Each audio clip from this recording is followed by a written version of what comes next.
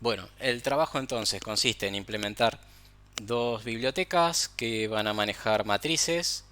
Eh, una va a implementar el tipo matrix T, la otra biblioteca va a implementar en realidad una lista de doubles.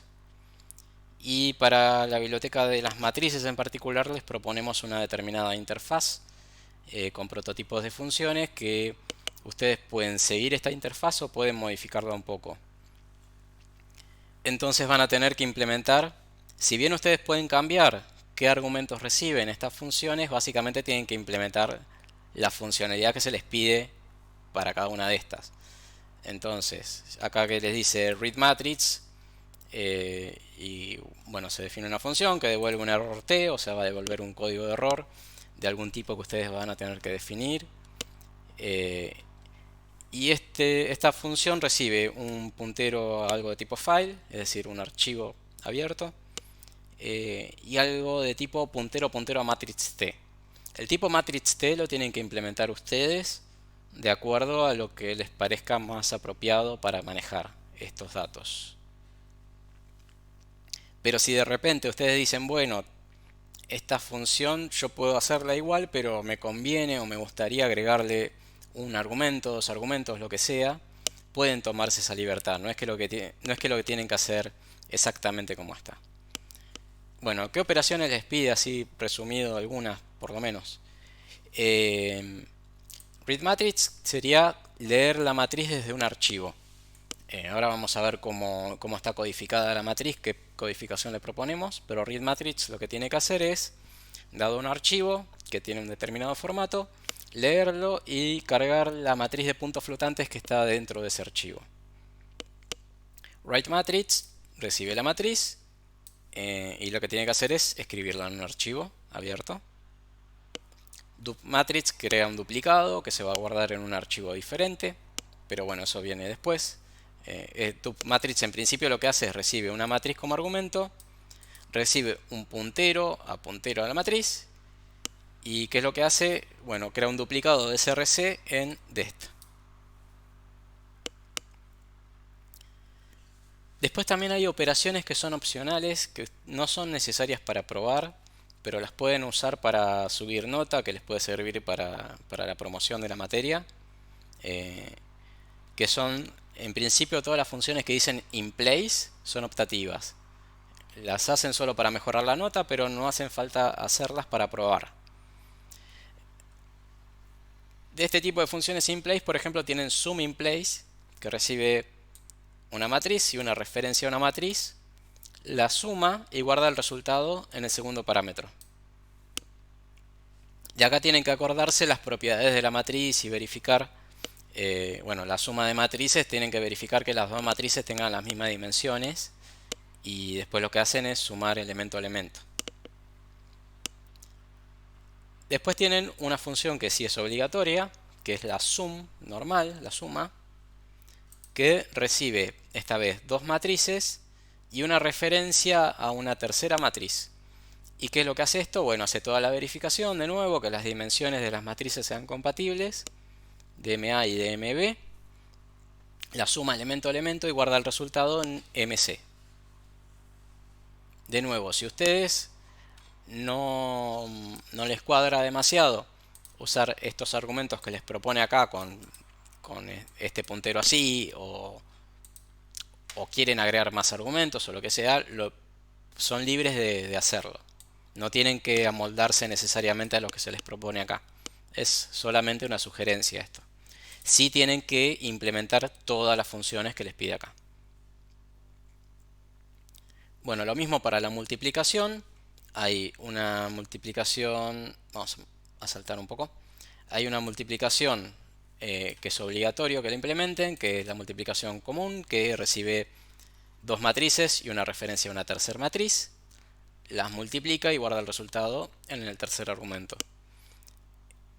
Acá, bueno, de nuevo tienen que acordarse de matemática eh, para verificar que las dimensiones de las matrices sean compatibles. Es decir, el ancho de MA debe ser igual al alto de MB, si no recuerdo mal.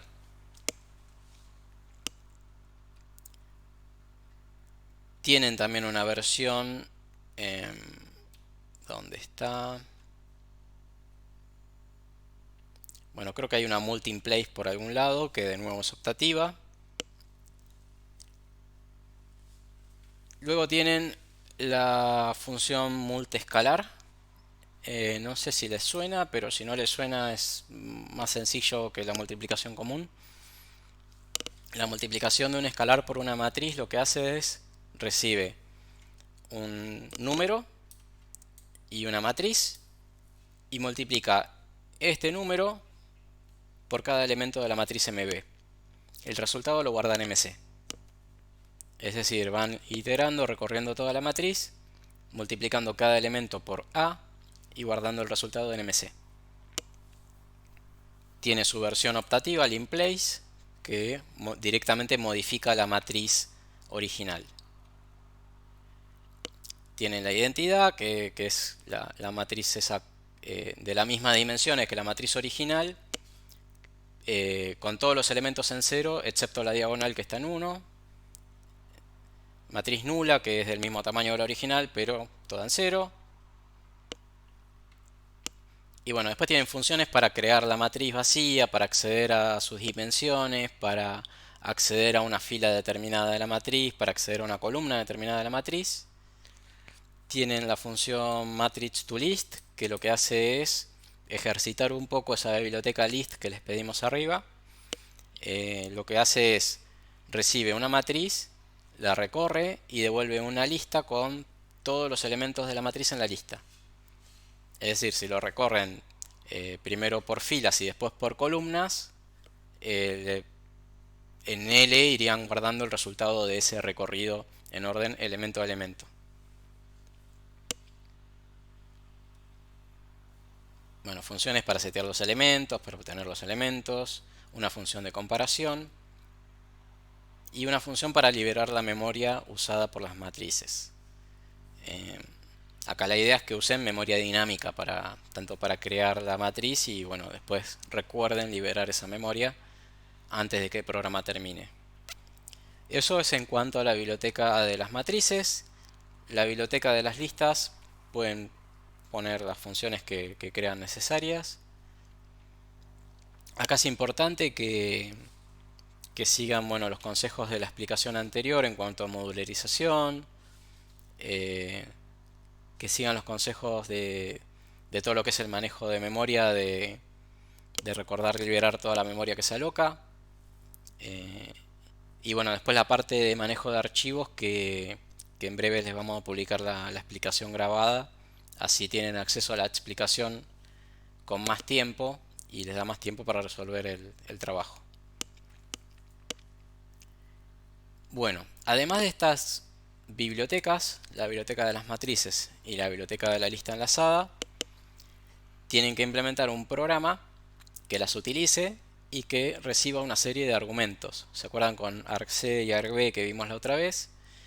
Tienen que recibir argumentos que tienen una notación larga y una notación corta.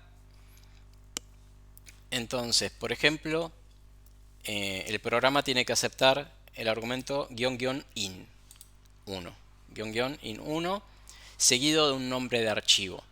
¿Para qué es ese argumento? Es para indicarle al programa el nombre del archivo donde está la primera matriz que tiene que cargar para hacer después operaciones.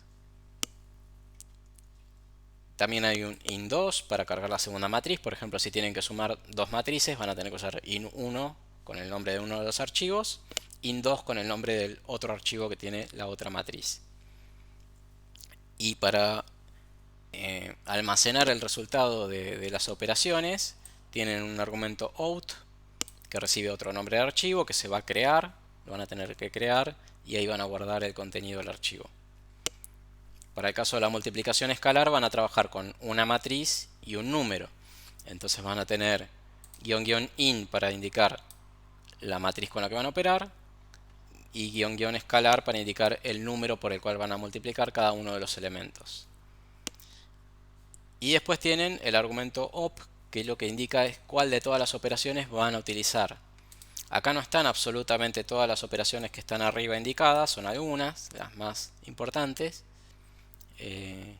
Y bueno, pero básicamente es utilizar lo que implementaron en la biblioteca. Acá la complejidad va a estar en que ustedes recorran el ARB, identifiquen qué parámetros están recibiendo, si son los parámetros correctos, si falta alguno, si sobra algún parámetro, si pueden abrir el archivo bien, si el archivo no existe. Esas son las complejidades que tiene este programa principal, que lo que tiene que hacer es procesar los argumentos e invocar a la función que resuelve la cuenta, ¿no? Y por último va a tener un menos menos help que muestre cómo es el uso del programa, que es básicamente imprimir este cacho del documento del enunciado mismo.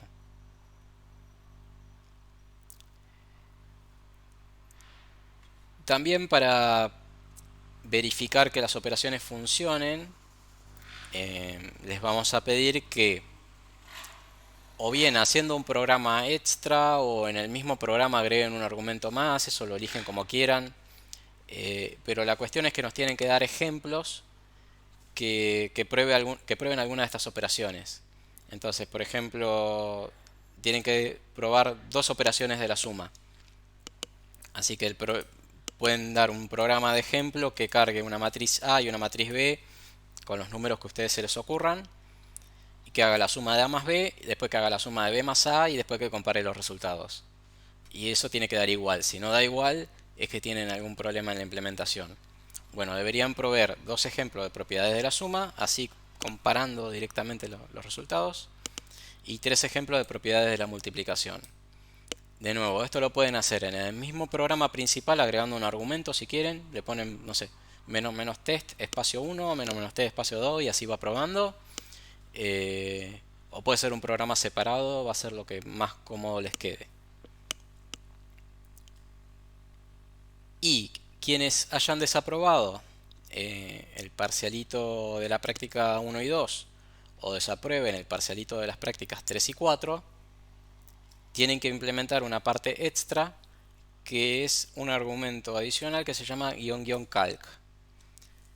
No aporta, no agrega demasiado, no les va a agregar más complejidad que procesar un nuevo argumento. Y lo que hace el --calc es dar una notación más parecida a lo que es una calculadora.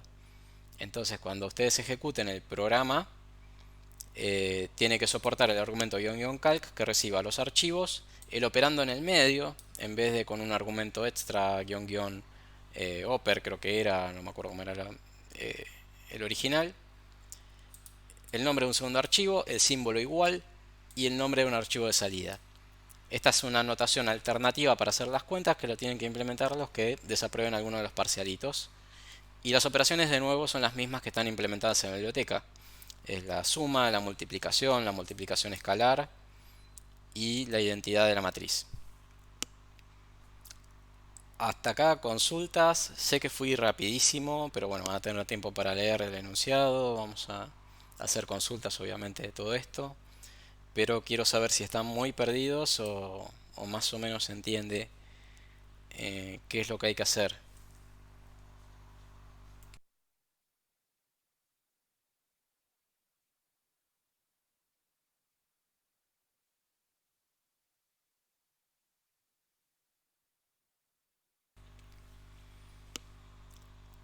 Lo de la parte de las propiedades es básicamente tienen que hacer al menos 5 ejemplos de uso de las bibliotecas, dos de las propiedades de la suma y dos de la propiedad de la multiplicación. Ese ejemplo de uso de la biblioteca lo pueden hacer en el mismo programa donde implementan el main que recibe todos estos argumentos, o lo pueden hacer en un programa aparte, eso es como quieran. Y básicamente mostrar estas propiedades es eh, tener unas matrices de ejemplo, eh, hacer la operación de la izquierda, las operaciones de la izquierda, guardarse el resultado de eso y después hacer las operaciones de la derecha y ver que la igualdad se cumpla.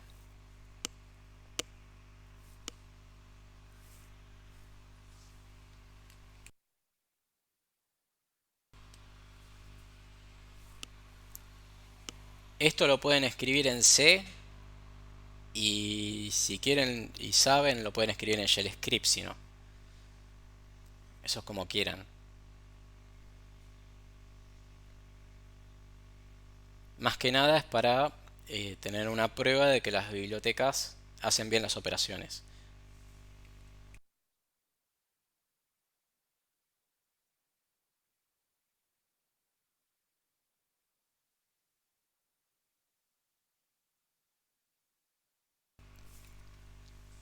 Bueno, en cuanto a cómo se guardan las matrices en archivo, hay dos formatos. De nuevo, uno solo es obligatorio, el formato M1, el primero que vamos a ver. El formato M2 lo pueden implementar para subir nota para el final si quieren. Si lo hacen de esta manera, que implementan el formato M1 y M2, el programa de ustedes tiene que autodetectar con qué formato está trabajando y cargar el archivo en consecuencia. El M1, bueno, es el más sencillito. Eh, la matriz básicamente es un archivo de texto que tiene un encabezado con la palabra M1, un enter, un fin de línea. Puede tener comentarios que empiezan con el símbolo numeral. Y después de eso tienen un número con la cantidad de filas, un número entero con la cantidad de filas, un número entero con la cantidad de columnas, codificados en ASCII como texto, separados entre ellos por espacio, un enter, y después tienen los valores de la matriz separados por espacio, center o cualquier tipo de blanco. Entonces, acá les muestra el contenido, por ejemplo, un archivo de ejemplo test.m1 que tiene una matriz codificada con el formato M1, tiene una línea que dice M1 para indicar el formato, puede tener comentarios, no son obligatorios, pero ustedes lo que tienen que hacer es, cuando abran el archivo, van a tener que detectar si hay un comentario e ignorarlo. Después del comentario viene una línea donde están las dimensiones de la matriz, en la matriz de 2×6, dos filas, 6 columnas. Y después de esto viene el contenido de la matriz, codificado como texto de nuevo. O sea, ustedes lo pueden abrir con el bloc de notas y pueden escribir el contenido de la matriz a mano si quieren.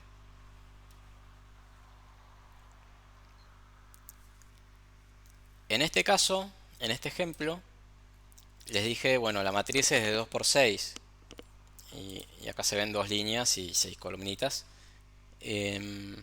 Pero también vale que la matriz esté, por ejemplo, todo en una sola línea o que esté una celda por cada línea. Eso es indistinto. Eso lo muestra en el ejemplo 2, donde tenemos de nuevo una matriz con el formato M1, un comentario opcional que lo tienen que descartar. Las dimensiones, dos filas por 6 columnas, pero esta vez está todo en una sola línea. Bueno, esto también es válido, después de venir un archivo así. Cada uno de estos números después lo tienen que guardar adentro del tag de esa matriz, adentro del tipo de datos que definen en la biblioteca matriz. Y bueno, y cada celdita de esa matriz tiene como condición que tiene que ser de tipo double, o sea, punto flotante con doble precisión. Los que quieran subir nota para una eventual promoción tienen el formato M2, que la primera parte es igual al M1. Tiene un encabezado donde indica el nombre del formato, en este caso M2. Pueden tener un comentario, las dimensiones de nuevo en ASCII como texto, pero en la línea que le sigue a las dimensiones van a tener los datos de la matriz codificados en binario. ¿Qué es codificado en binario? Bueno, que van a tener cada double escrito así a lo bestia, la memoria del double, los bytes que ocupa el double, los escriben así en el archivo uno tras del otro. Esa va a ser la codificación binaria del formato M2. Pero de nuevo M2 es optativo. ¿Ahora dudas?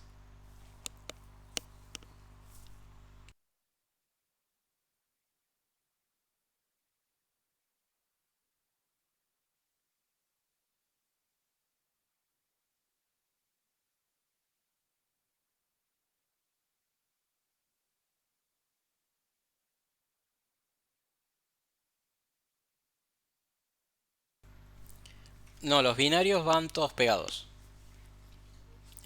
Solamente en el caso del formato de texto van separados los campos por espacio. En el caso de los binarios van uno tras del otro todo pegado. Y van a tener hasta acá texto, un barra n, y después el contenido binario, todo, cada celda pegada a la anterior.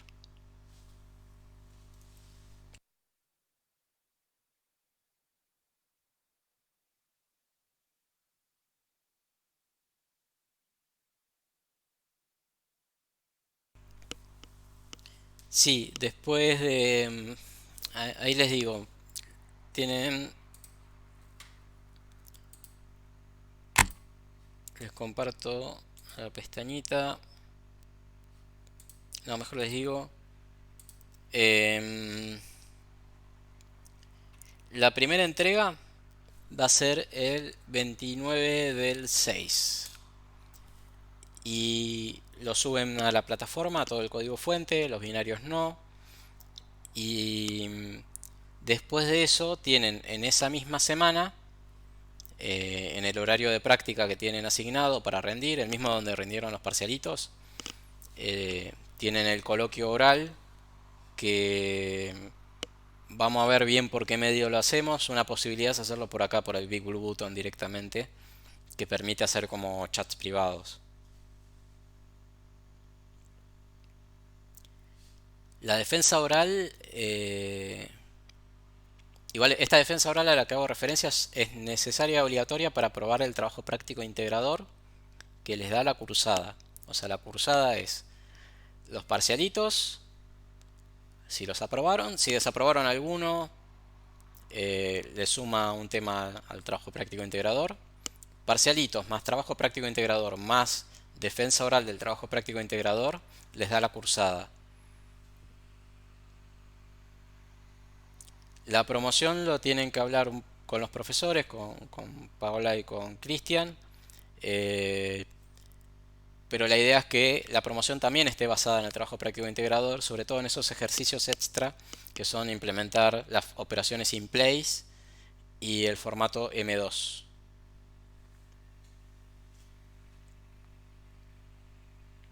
Pero sí o sí, para tener la cursada tienen que hacer el trabajo práctico integrador y defenderlo oralmente. La defensa oral, no se asusten, no es nada súper complejo, sino que básicamente, bueno, cuando era presencial, era que nosotros nos sentábamos al lado de un grupo y veíamos el código y nos contaban cómo lo implementaron, en qué cosa tuvieron dudas, nosotros les preguntábamos, bueno, por qué lo hicieron de tal manera y de paso les damos una devolución en caso de que tengan que reentregar.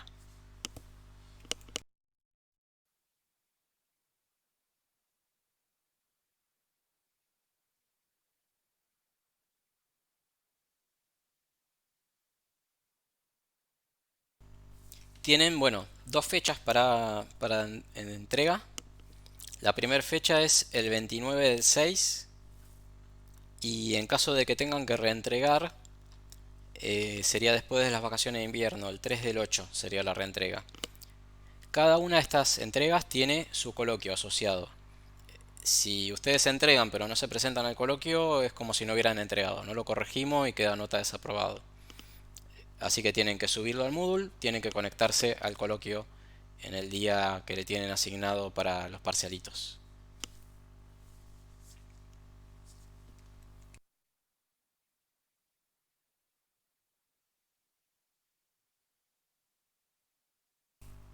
Obviamente para resolver el trabajo tienen que trabajar con archivos y si van a trabajar con el M2, con el formato M2, además van a tener que trabajar con archivos en formato binario.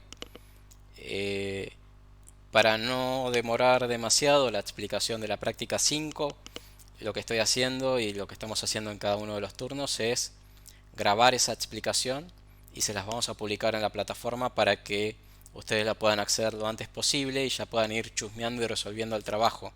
Porque si no nos va a quedar muy pegado a la entrega la explicación de la práctica 5. De todas maneras, vamos a tener espacio de consultas, vamos a tener la explicación, el horario de la explicación también.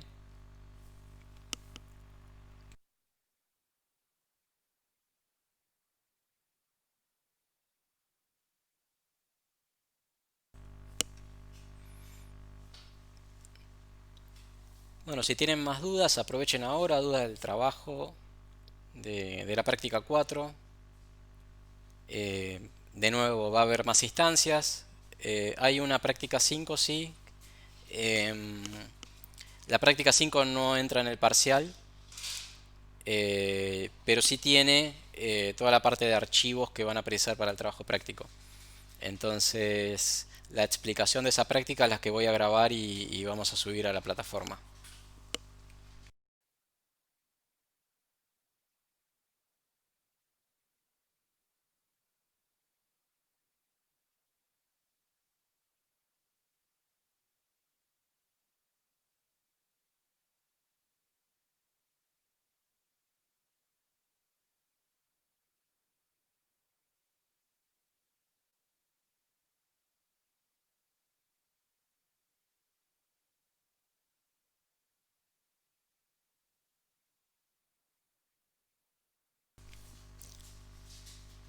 Claro, básicamente como argumento recibe las matrices, una operación para realizar y un nombre de archivo donde va a generar la matriz resultado.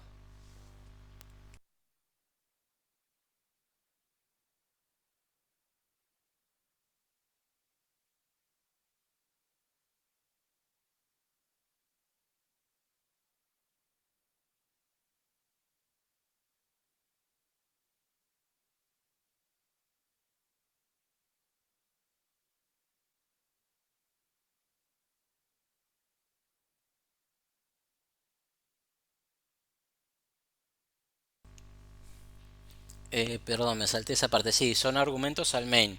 O sea, lo que vimos que se podía manejar con el argc y el argv.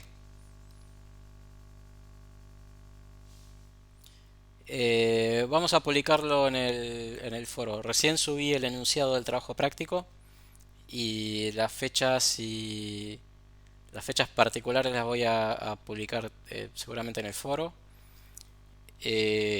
Las condiciones de aprobación general están en la explicación uno, que les dice el tema de los grupos, de los coloquios. Eso está en la primera explicación. Y las fechas van a estar en el foro.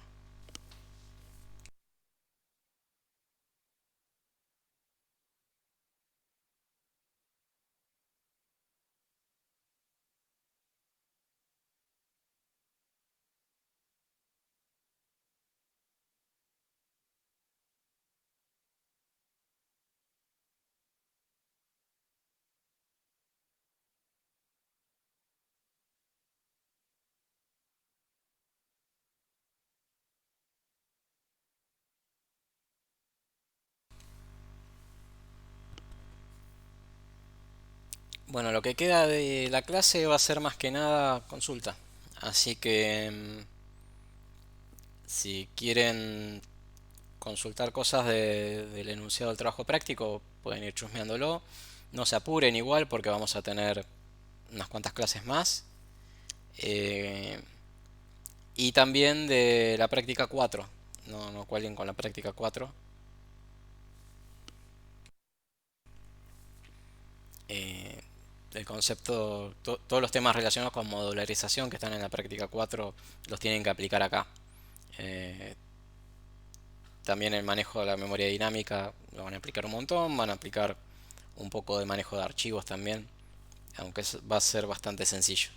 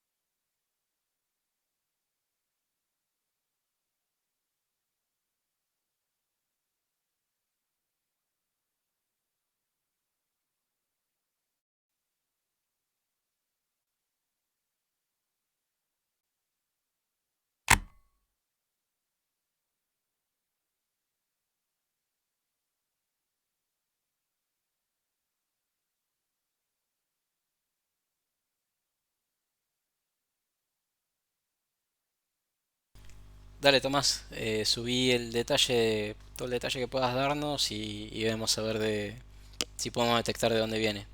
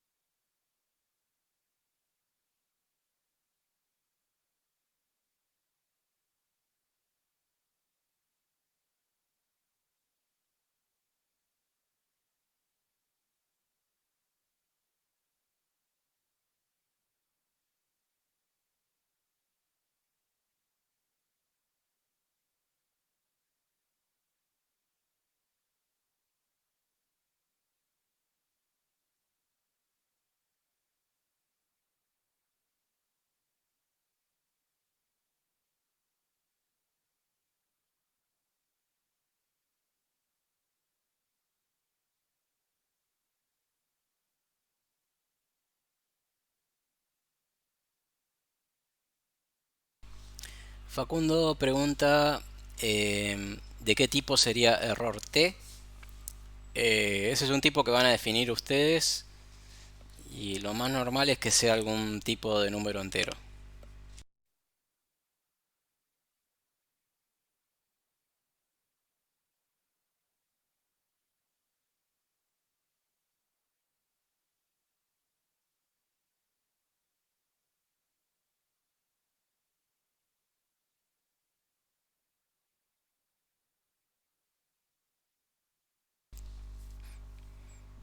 Manuel, em,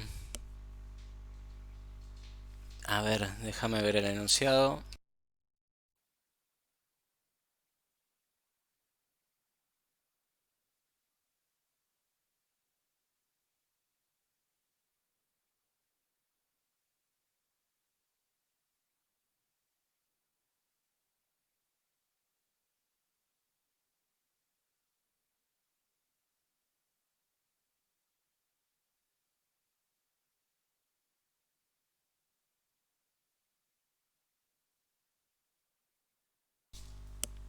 Claro, es una lista genérica.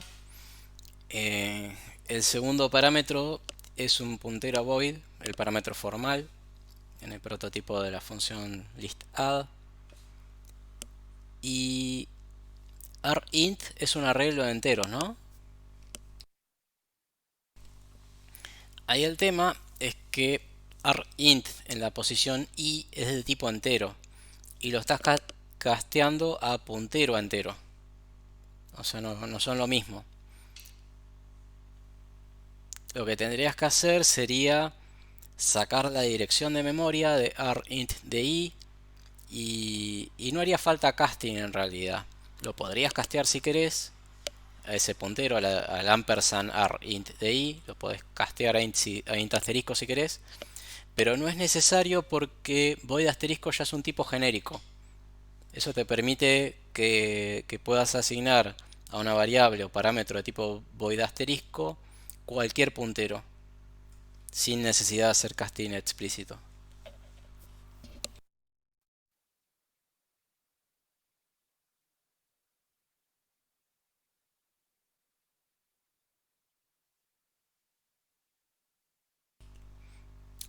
Cuando lo recibe como un puntero a void. Pero lo que te digo es que no hace falta el casting. Sí hace falta obtener la dirección de memoria del elemento, porque ahí lo que estás haciendo es obtener un entero y castearlo como si fuera un puntero, que no es lo mismo.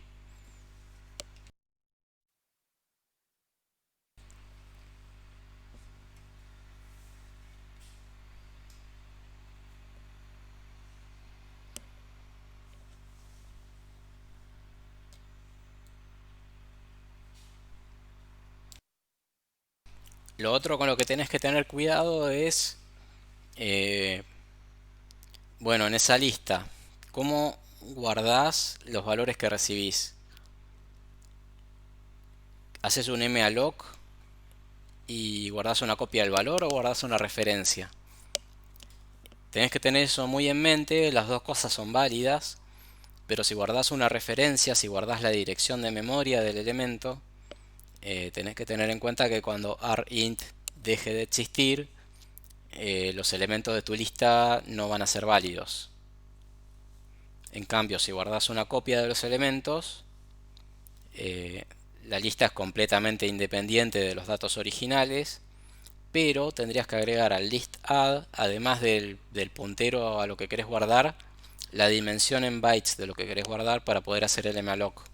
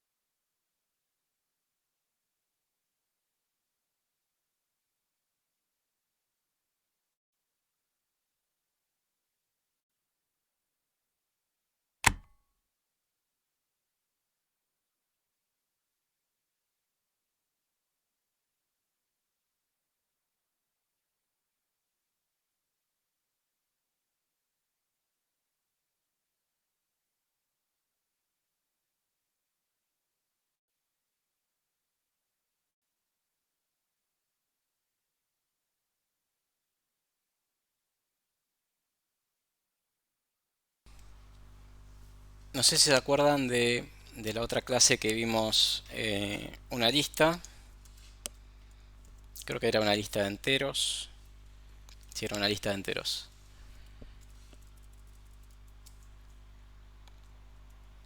Em, bueno, ¿qué le faltaría a este archivo .h en principio para cumplir con las cosas que vimos en la explicación 4 de modularización? Este es el header de un tipo lista. ¿Qué les faltaría?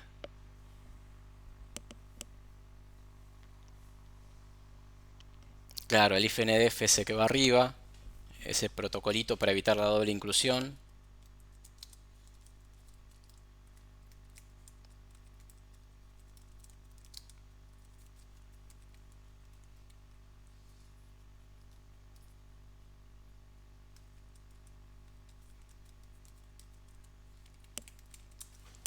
Y supónganse que vamos a adaptar esta lista para hacer el ejercicio ese, el 11 de la lista genérica.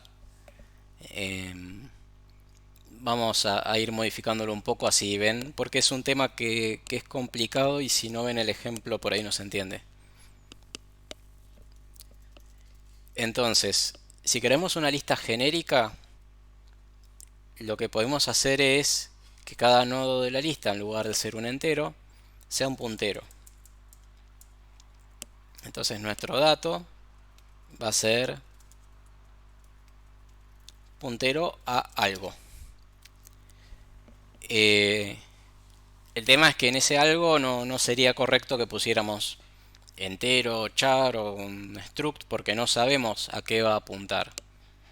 Para esto lo que tiene C, para cuando tenemos un puntero, una dirección de memoria y desconocemos el tipo de datos de su contenido, lo que tiene C es el tipo void. Así que void asterisco dato es un puntero genérico. Es lo que es como el object de Java, es lo más genérico que hay. Acá podemos guardar direcciones de memoria de enteros, de chars, de structs, de cualquier cosa. ¿Qué más tendríamos que cambiar? Tendríamos que cambiar la operación append.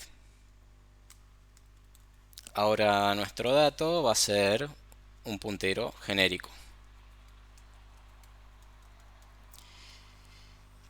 Y lo que vamos a hacer también es para evitar ese problema que le comentaba a su compañero, eh, no vamos a guardar la dirección de memoria del dato porque es muy difícil, es muy fácil que eso falle. ¿Cómo falla? Bueno, si yo guardo un dato y después piso ese guardo la dirección de memoria de un dato y después lo modifico, se va a modificar adentro de la lista. Y si guardo la dirección de memoria de un dato, por ejemplo, como estaba en un arreglo en el caso del ejemplito, y ese arreglo después se libera porque era una variable local de una función, por ejemplo, eso me va a dejar una lista que va a estar rota cuando termine la función, porque va a hacer referencia a un dato en un arreglo que ya no existe. Entonces la forma más robusta, digamos, de hacer la lista genérica es que haga una copia de cada dato que recibe. Lo que vamos a hacer entonces para poder hacer la copia, porque no tenemos otro mecanismo en C, es además de recibir el puntero al dato, vamos a recibir su tamaño. Así que vamos a recibir un unsigned tamaño. En C hay algo mejor que decir un signed para identificar un tamaño, que es un tipo de datos que directamente se llama size-t. ¿Qué es un size-t? Es un entero sin signo que representa el tamaño de algo. Y creo que para el size-t me falta incluir algo, creo que me estaba marcando acá.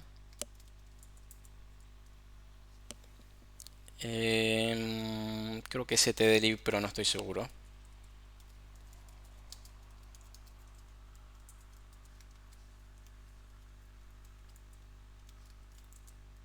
Sí, stdlib. Entonces, si quiero hacer una copia, tengo que pasar la dirección de memoria y el tamaño. Vamos ahora a la implementación. ¿Qué cambiaría en la implementación para que esta lista sea genérica y guarde copias de los datos? Bueno, la lista nueva va a ser igual, no cambia nada. Lo que sí va a cambiar mucho es el append y también va a cambiar el destroy. ¿Cómo va a ser el append ahora? Bueno, el append va a recibir un puntero genérico y habíamos dicho que también va a recibir un size-t, un entero sin signo, con el tamaño.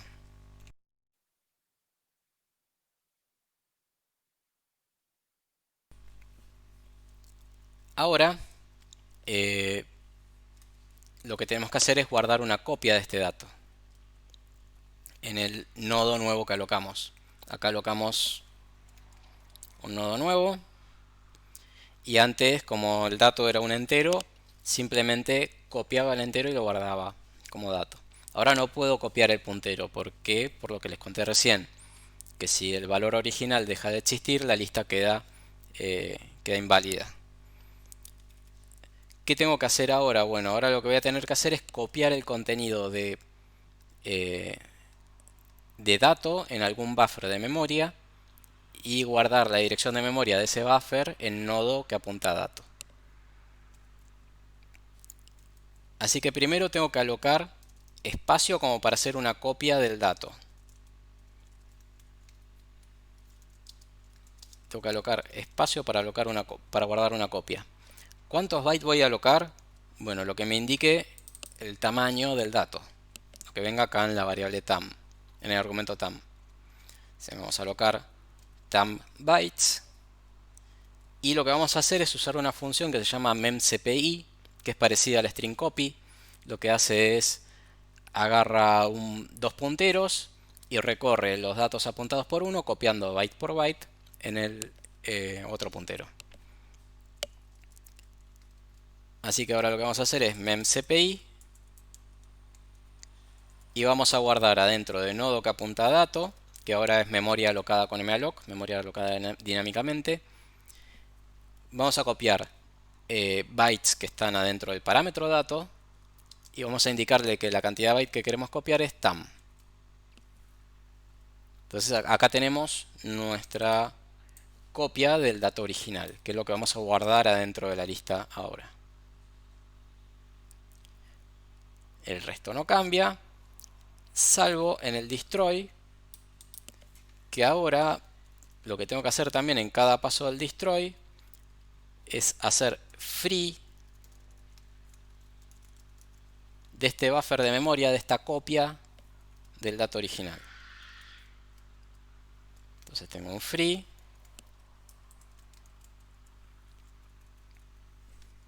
y si todo esto es un lío, vamos a ver cómo se usa. Teníamos usar lista.c y acá estaba guardando enteros. Ahora vamos a hacer algo parecido.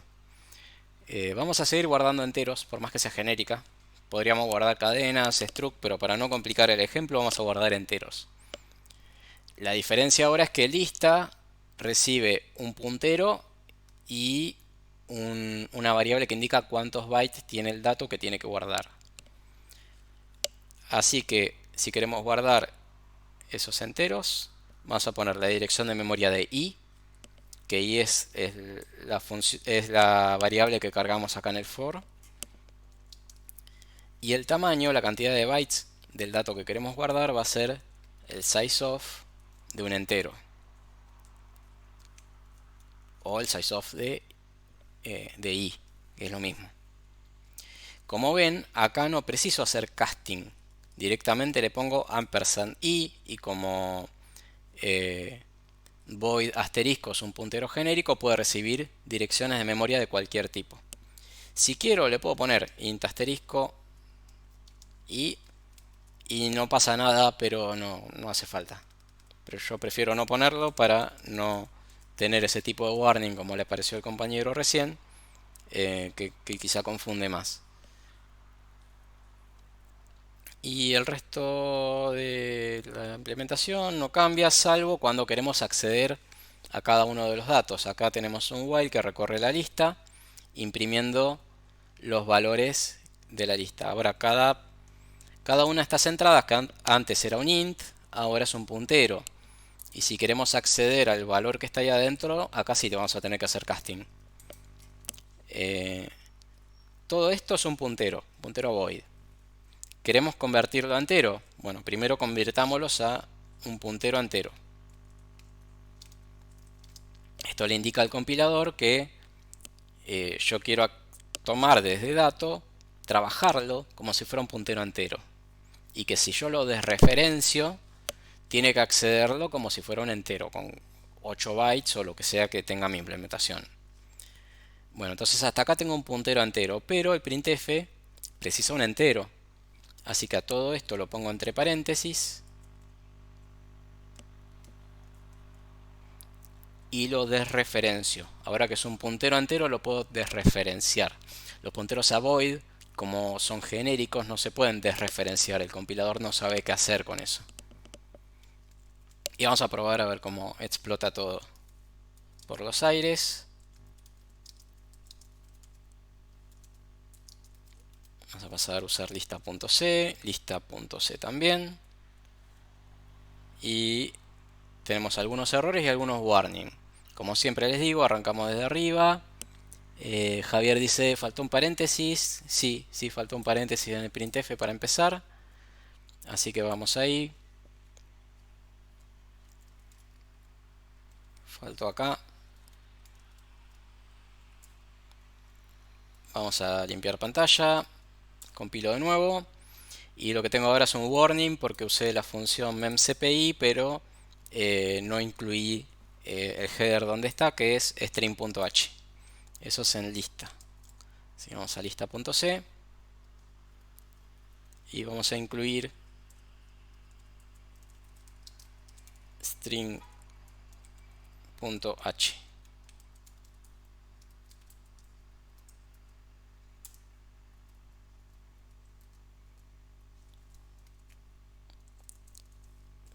Perdón, me mareé un poco con los comandos, vuelvo a compilar. Y ahora si invoco a usar lista, bueno, de milagro funciona. Eh, pero básicamente es eso, ven que la complejidad de hacer que la lista sea genérica es otra. Guardar la dirección de memoria en general no es recomendable.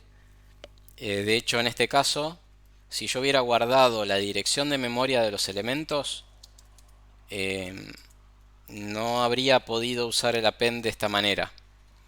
Si solo guardo la dirección de memoria y no una copia. ¿Por qué?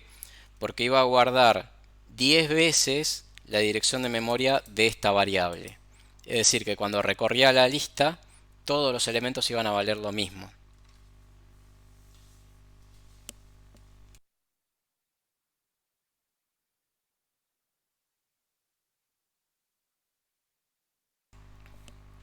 Es un quilombete, sí.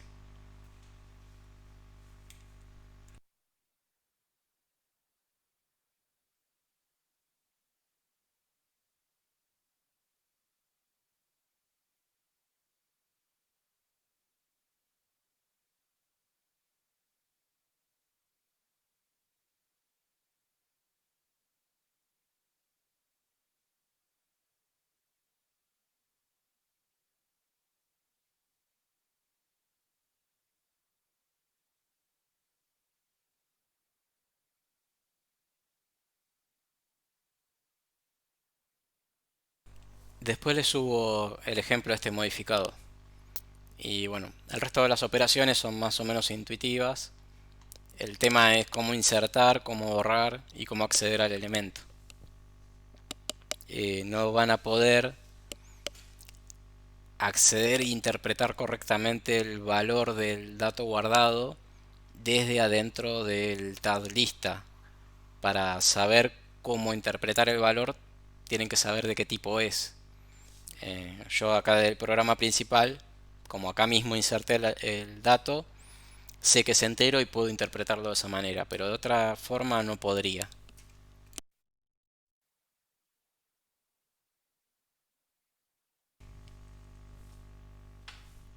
Más consultas de lo que es la práctica, prácticas anteriores también, del trabajo práctico.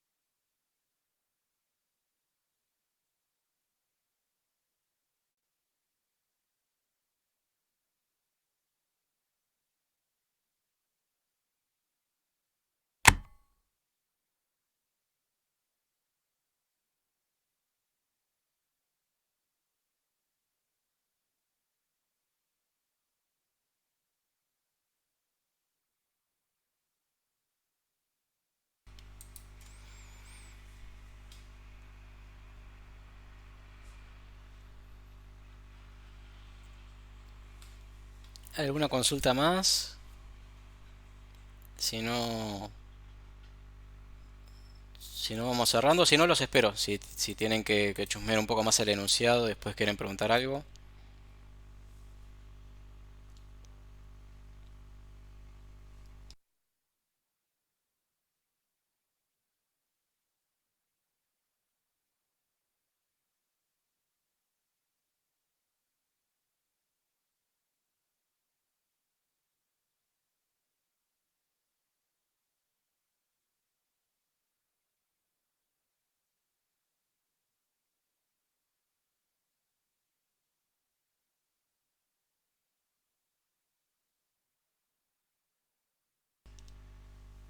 Dale, sí, por el foro, bueno, también vamos a tener más clases.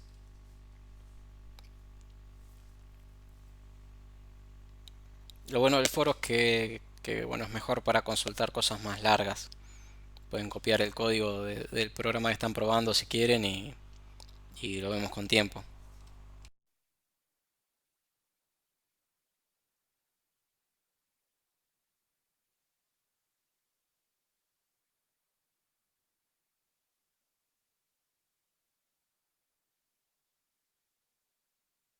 Bueno, entonces si les parece y no hay más consultas,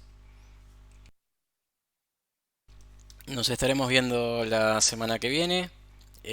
Ahora que cortemos la conferencia, les subo las fechas y la lista genérica modificada.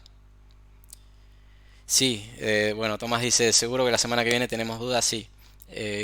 Van a tener que leerlo así con cuidado, con tiempo y cuando empiecen a chusmearlo más en detalle y a tratar de implementar, seguro que van a surgir un montón de dudas y bueno, vamos a estar ahí para las consultas.